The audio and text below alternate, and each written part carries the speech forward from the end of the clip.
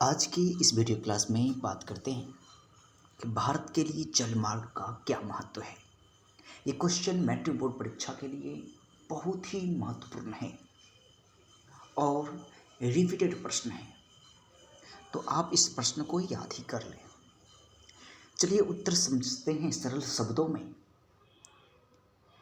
तो भारत के लिए जल मार्गों की निम्नलिखित महत्व है, जैसे कि जल मार्गों के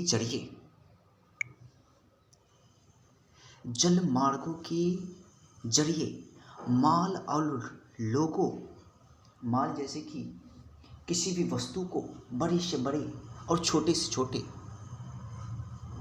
और लोगों की आवाजाही यानी कि आने और ले जाने को सुविधाजनक बनाया जा सकता है। ठीक है, जल मार्गों के जरिए माल और लोगों की आवाजाही को सुविधाजनक बनाया जा सकता है। पहला तो ये हो गया। दूसरा कहते हैं कि जल मार्गों का इस्तेमाल करने से सड़क और रेल परिवहन का भीड़ कम होता है। सही बात है। जैसे आप जल मार्गों का यूज करेंगे तो सड़क और रेल परिवहन कभी कभी ऐसा होता है, पहले हुआ करता था कि जल मार्गों से हम तुरंत अपने स्थान पर पहुंच जाते थे, और वही चीज़ को अब रेल से हम करेंगे तो रेल से आप अधिक समय में पहुंचेंगे। ठीक है, तो उससे सरल यानी आवाजाही को हम क्या कर सकते हैं, सरल यानी कि छोटा हम बना सकते हैं। दूरी जो अधिक होगा उस दूरी को हम कम कर सकते हैं जल मार्गों के जरिए। उसके बाद है कि जल मार्गों का इस्तेमाल करने से पर्यावरण का कम नुकसान होता है। सही बात है कि जैसे हम जल मार्गों का हम यूज करेंगे तो पर्यावरण में जितनी भी गाड़ी चाहिए नहीं चलती है तो गाड़ियों से क्या होता है, तो प्रदूषण होता है। तो पर्यावरण मेरा क्या होगा, प्रदूषित होने से बचेगा जितना हम जल मार्गों का यूज करेंगे उतना। उसके बाद है कि जल मार्गों के इस्तेमाल करने से आर्थिक विकास को बढ़ावा मिलेगी।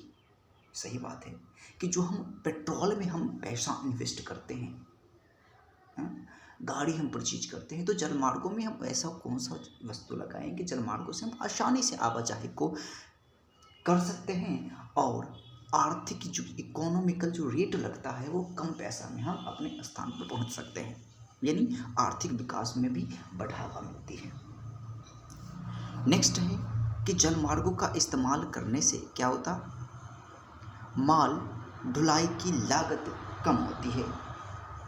अगर आप नाव से जाएंगे, नाव से किसी सामान को अब यानी एक ओर से दूसरी ओर ले जाएंगे तो आपकी जो कॉस्टिंग होती है वो कम लगती है, और वही चीज़ को आप यदि ट्रांसपोर्ट किसी यानी एंगल से भेजेंगे तो वो आप उसका चार्ज अधिक हो जाता है, क्योंकि वो पूरा लंबा दूरी तय करके जाएगा। और जल मार्गों से क्या होगा, यहाँ कोना कोने तिरछा के एंगल से वो स्टार्ट कर लेगा।